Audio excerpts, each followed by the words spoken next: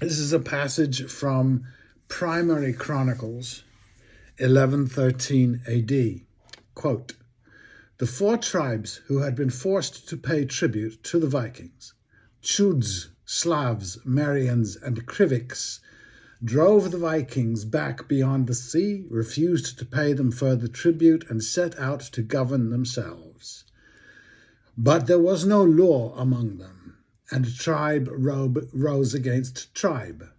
Discord thus ensued among them, and they began to war one against the other. They said to themselves, quote, 'Let us seek a prince who may rule over us and judge us according to custom,' end quote. Thus, they went overseas to some different Vikings, to the Rus.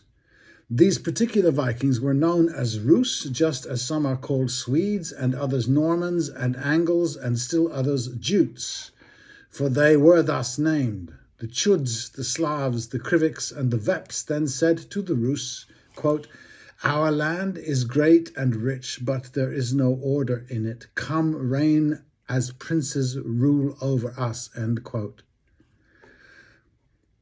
3 brothers with their kinfolk were selected. They brought with them all the Rus and migrated." That is the end of the Primary Chronicles passage. To add, when this didn't go as planned, they asked the Mongols. I know we don't like history, we find it boring. The long history lesson Putin trotted out to Tucker was just more than we could bear. Of course, the US aversion to historic fact is understandable, covered elsewhere and often.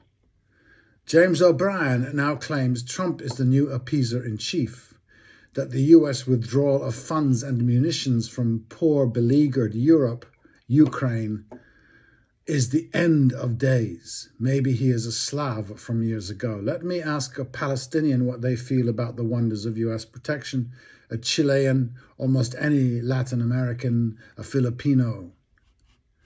Think, James, had Israel or Ukraine not been supplied by the US to continue the crusades, do you think they'd have disappeared or changed their tune and come to an arrangement with the neighbor? Or am I naive in thinking one can make a deal with the Satan, Russian, or Arab? That the bombings of Iraq by the Americans, for what reason, were better than what Putin is doing in response to NATO? All the Europeans are getting their dander up against mighty Russia east of Demi Eden, squawking for America to come help. You're okay with that dependency, the wimp in the schoolyard waiting for dad to show. And who rescued you in the last conflagration, D-Day or Leningrad? History again, it's so inconvenient.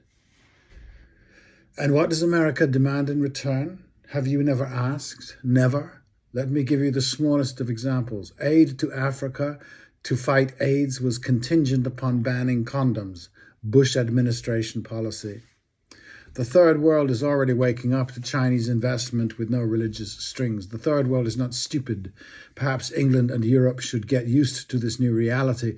It has never crossed their supremacist minds before. A responsible journalist might even contribute to the epiphany and not continue the colonial worldview, allowing itself to be recolonized by religious zealots just like the first time.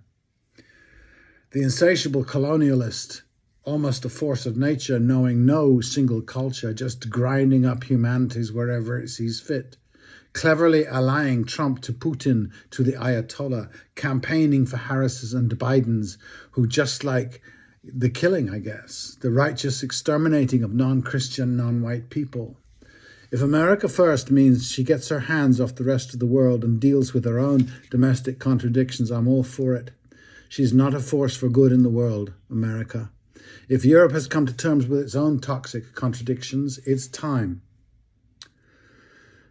If Europe has to come to terms with its own toxic contradictions, it's time. It'll take courage, intelligence, and inspiration, not European traits as a rule. Try them for a change, James.